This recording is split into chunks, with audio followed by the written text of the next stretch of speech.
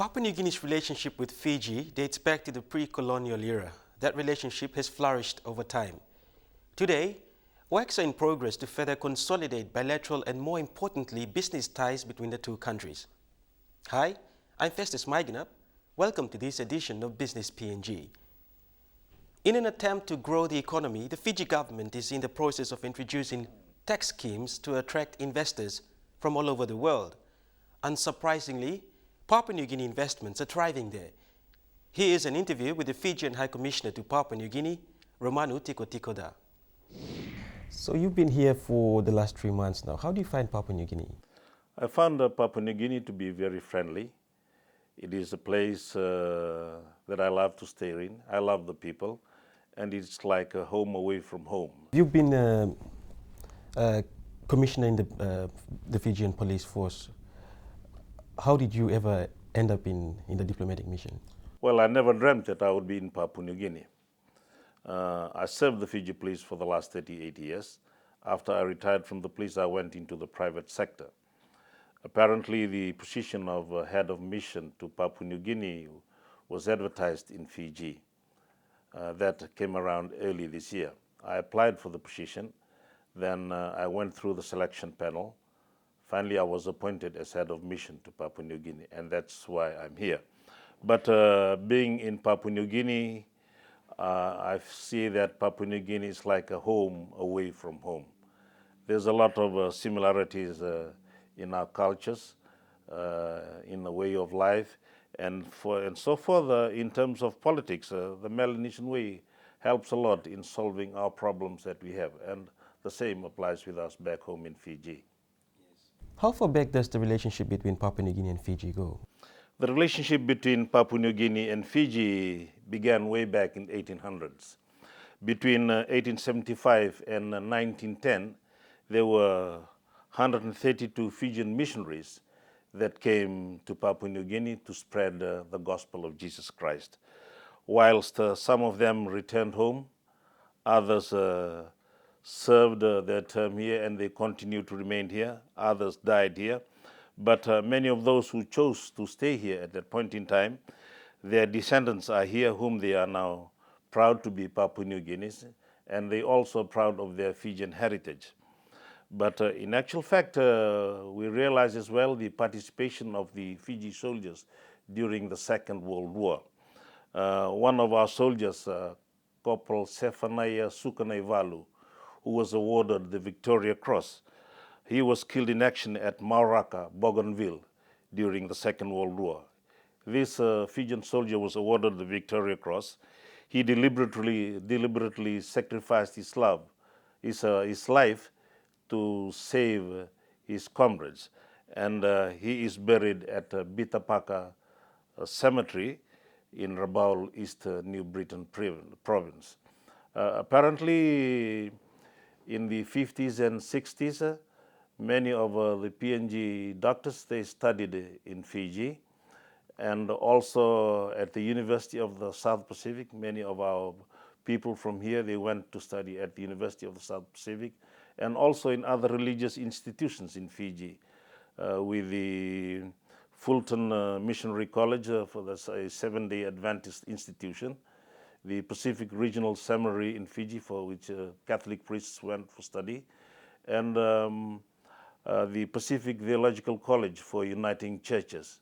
These are some of the institutions that our people went to. Also, the involvement of our people at Bougainville during the peace monitoring group that were there during the crisis in Bougainville.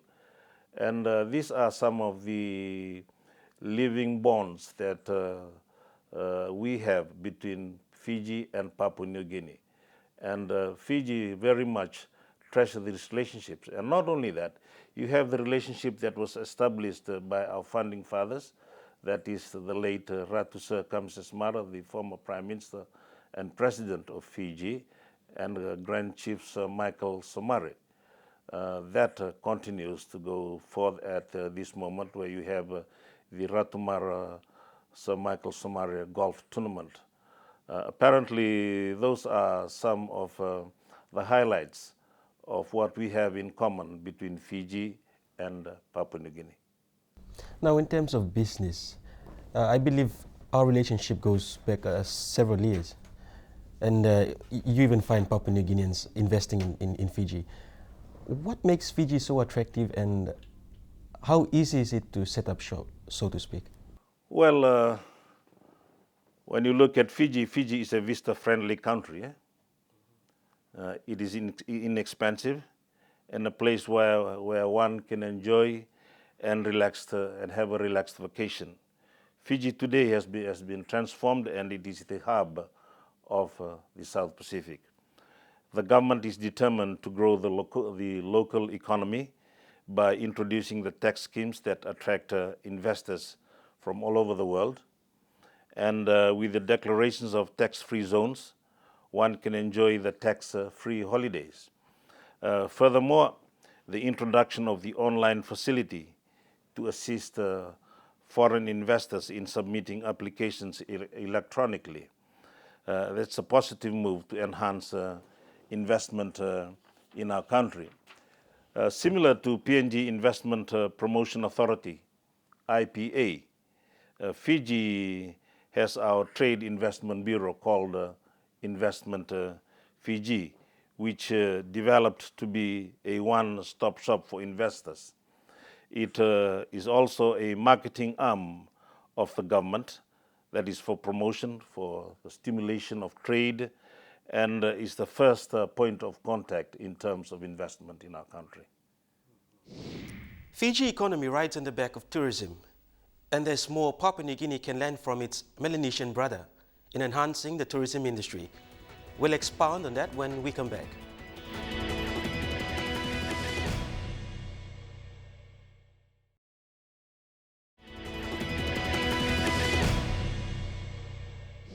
Fiji's foreign earnings from international visitations last year contributed an estimate 900 million Fijian dollars. That's over a billion kina. Tourism now represents some 25% of the country's total GDP and is responsible for employing over 45,000 jobs within the total Fijian workforce. And how Fiji has been successful in the tourism industry is one area Papua New Guinea can explore and learn from. So, the country of Fiji rides on the back of tourism.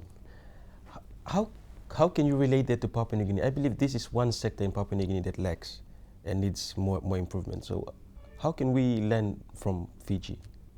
Well, Fiji has a well-established tourism sector. That's one thing that I wish to say.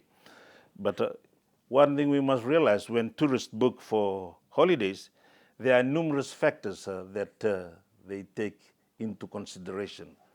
Those factors are safety and security, that is one. Number two, transportation. Number three, infrastructure. Number four, medical services, language, etc. PNG, for that matter, can do the same if it improves upon those areas. It is important for all PNG citizens to create this beautiful place a safe holiday destination. Assurances must not only be given in word, but in deed. Then work towards marketing the tourism sector. In Fiji, the Ministry of Tourism and Tourism Fiji, they are the marketing arm of the Fiji government for promotion of the tourism sector. And visitors' number continue to rise, not because of the beautiful scenery that we have back home in Fiji, but also that one would feel free and safe holidaying in Fiji. And I think the same has to apply here if we want to attract tourists to this beautiful nation. Now, on the much talked about issue of the MSG and PIF treaties, I believe our viewers would want to know the latest where Fiji stands. Well, I think it's a well-known fact that Fiji is currently suspended from the Pacific Island Forum, but it is the chair for the MSG at this current point in time. Talks have been ongoing about the path to election and the democratic governance in 2014. Okay, We have conducted civic education throughout the country and followed by electric voters registration. And at the moment, the Constitutional Consultation Forum has been undertaken throughout the country. And we will have a constitution by 2013, and elections will be held in 2014. So, Commissioner, just recently the Prime Minister, Peter O'Neill, he led a delegation to Fiji.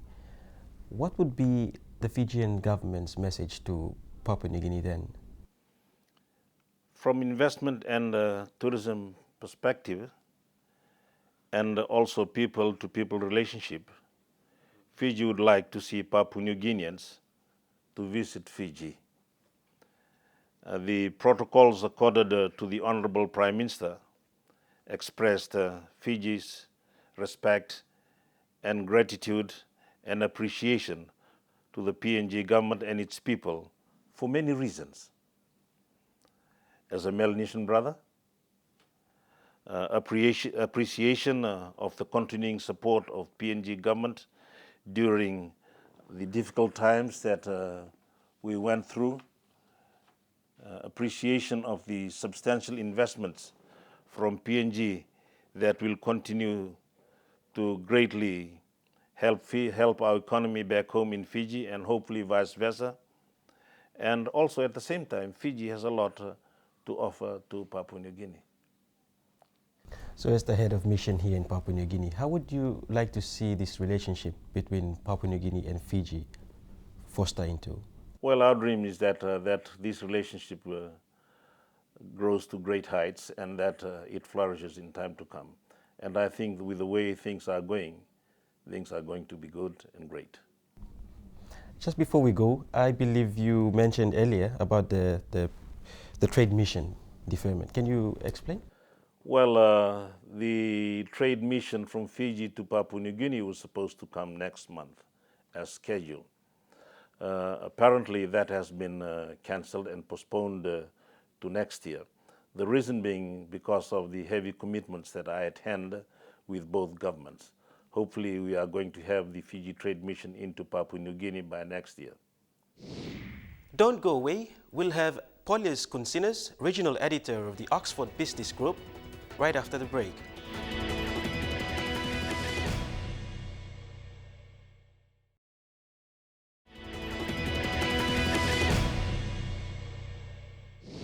If you've just joined us, you're watching Business PNG. Now, Papua New Guinea's plans to build on its impressive growth through its thriving mining and energy projects are given extensive coverage in an investment guide produced by the global publishing, research and consultancy firm Oxford Business Group. I spoke with the group's regional editor recently, trying to envisage where Papua New Guinea is heading as a classical market frontier. Thanks, Paulius, for coming on board our show. I believe you just arrived from Malaysia. Indeed, and very good to be here. Thank you for having me.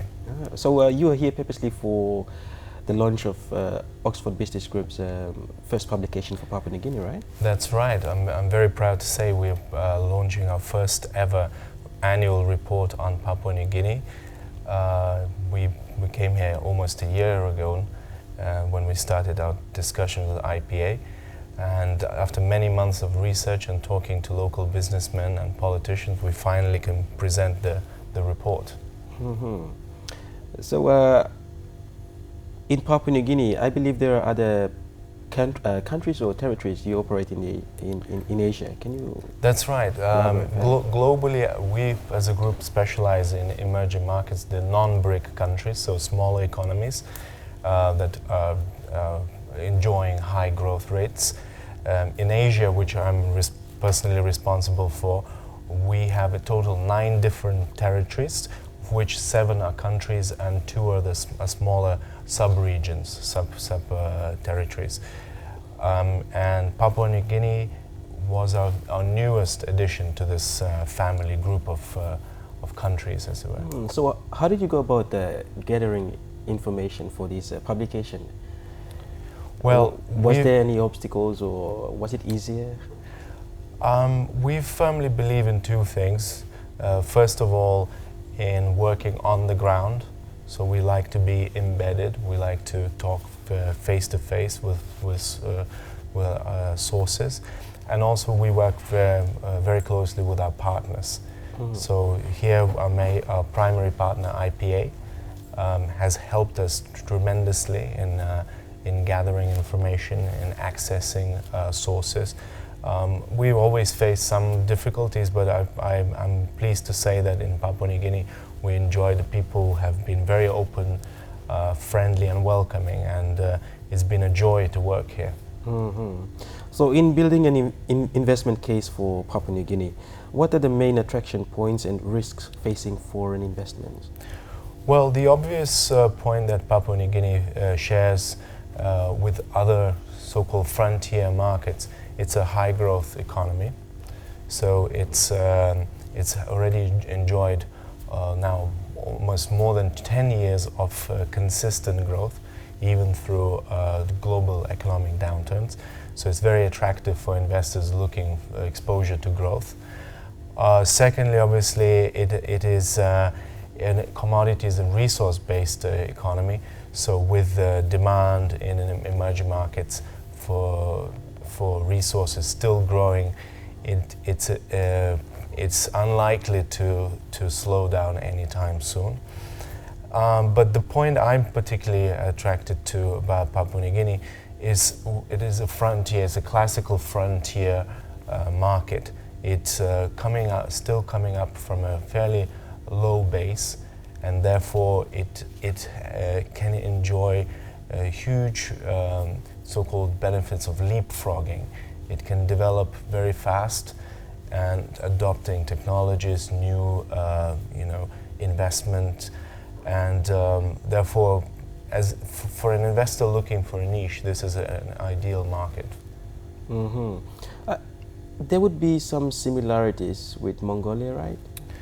That's right. Out of all the countries that I cover in my portfolio, I'd say the one that definitely shares some of the characteristics is Mongolia. It's also a resource-based economy, similar size in terms of population, similar sized economy, facing similar challenges. Of course, the actual profile of its commodities and location is very different. One is being up north of China, and here in down South Asia. But both countries are trying to, as it were, adopt a smart development model. They've realized that there were mistakes made by other resource economies, and they try to avoid the so-called, what we call the Dutch disease. Don't go away. We have more on the PNG report by the Oxford Business Group.